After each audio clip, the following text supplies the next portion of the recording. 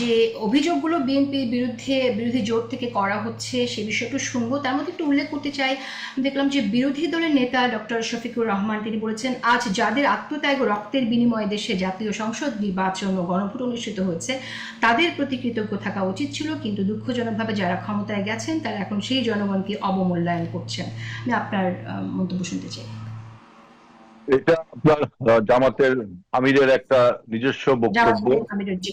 এই বক্তব্যের সাথে বাস্তবতার কোনো মিল নেই, কারণ আমরা 17 বছর যারা ঐক্যবদ্ধভাবে এই ফ্যাসিবাদের বিরুদ্ধে আন্দোলন করেছিলাম, তারাই তো আজকে আমরা ক্ষমতায় রয়েছি।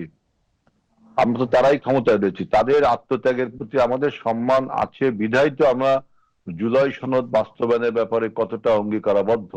বরঞ্চ জামাতে ইসলাম এই ব্যাপারে প্রথমে জুলাই সনদ স্বাক্ষরই করতে চাননি, এবং জুলাই সনদে যে নারীর আপনার মনোনয়নের প্রশ্ন আছে, যে 5% নারীকে মনোনয়ন দিতে হবে, সেটাও তারা মানেনি।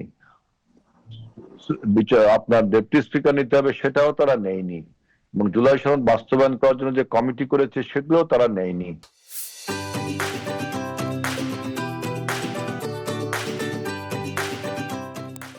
সুতরাং জুলাই সনদের প্রতি তাদের কোনো কর্ডিয়ালিটি নেই। পলিটিক্যাল বক্তব্য এই কথা তিনি বলছেন কেন আমি জানি না। কার প্রতি অবমূল্যায়ন করা হলো? যারা গণ অভ্যুত্থানে কেউ এককভাবে তো বলতে পারে না যে আমি করেছি গণ অভ্যুত্থান। আমরা সমগ্র জনতা এই গণ অভ্যুত্থানটি ঘটিয়েছি। সুতরাং জনতার প্রতি যে দায়বদ্ধতা সরকারের, সেটা আমাদের নির্বাচনী ইশতেহারে ছিল, আমরা সেটা পালন করছি। যেমন শিশির মনির বলল যে বিচারপতি নিয়োগে আপনার চিফ জাস্টিসকে রাখা হয়েছে, যে সুপ্রিম জুডিশিয়াল কাউন্সিল যেটা করা হয়েছিল, মানে বিচার শূন্য পদে যে সমস্ত পদ ফাঁকা হয়েছিল সেই সব পদে বিচারপতি নিয়োগে একটা সুপ্রিম জুডিশিয়াল কাউন্সিল করা হয়েছিল। সেখানে এই কাউন্সিল গঠনের সময় বিএনপির সাথে কোনো আলোচনাও করা হয়নি, বিএনপির অনেক নেতারা বক্তব্য দেখেছেন। এবং এটা শুধু শূন্য পদ নিয়ে জন্য, কিন্তু বিচারপতি নিয়োগের জন্য একটা স্থায়ী আইনি ও সাংবিধানিক কাঠামো কিন্তু আমাদের প্রয়োজন। সেইটার ব্যাপারে কিন্তু কনসেনসাস কমিটি কোন রকম দিক নির্দেশনা নেই সেখানে, কারণ তাড়াহুড়ো করে তারা অনেক অর্ডিন্যান্স দিয়েছে। সেজন্য আমরা বলেছি যে এইটাকে আপনার একটা স্থায়ী রূপ দেওয়ার জন্য আমাদের যে নতুন করে যে আমরা যে কমিটির 7 সদস্যের কমিটি আছে, তারা এইসব বিষয়ে আরো আলোচনা করে দিবে। আর আরেকটা বলছেন সিএসএ অ্যাক্ট আর ডিএসএ অ্যাক্ট, এই ধরনের কোনো অ্যাক্ট এখনো নেই।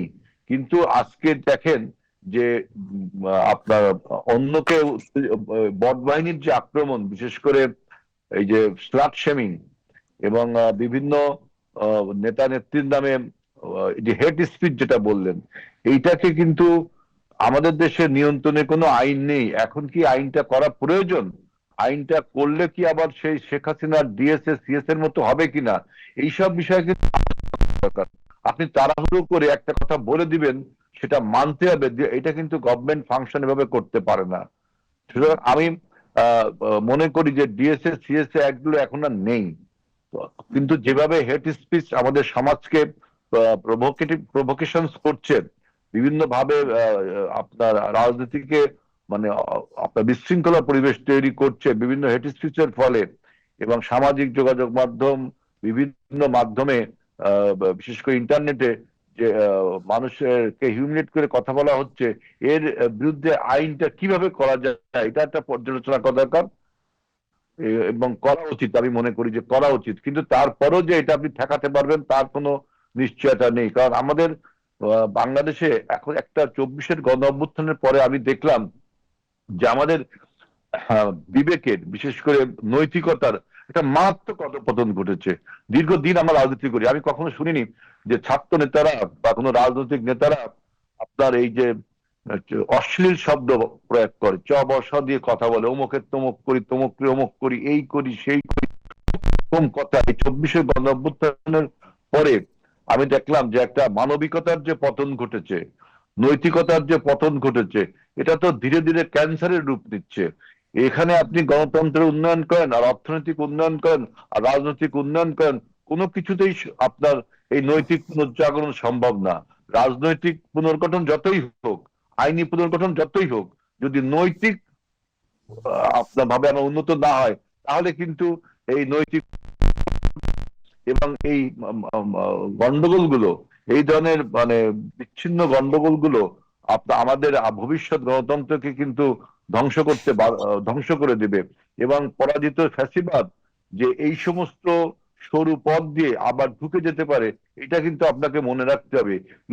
ইতিমধ্যে আমি দেখলাম যে বিরোধী দলের বিভিন্ন বক্তারা, বিশেষ করে এনসিপি থেকে এবং জামাত থেকেও সেদিনকে টকশোতে আমি দেখলাম, তারা বলছে যে ফ্যাসিবাদের ভালো এবং মন্দ, ফ্যাসিবাদের যারা ফ্যাসিবাদের আওতায় কাঠামোর ভিতর থেকে ছিল কিন্তু ফ্যাসিবাদকে সমর্থন করেনি, তারা হলো ভালো ফ্যাসিবাদ, তাদেরকে রাজনীতি করার সুযোগ দেওয়া যেতে পারে।